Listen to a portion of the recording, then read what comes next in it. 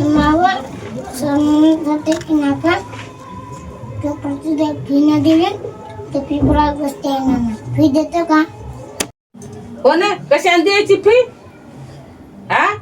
माय गेली मरून बाप गेला बोंबलत म्हणतात केलं लग्न तिकडं तुला टाकलं माय पदरात नेसाय लुगडं नाही तुले कपडे नाही हा पोटाची सोय नाही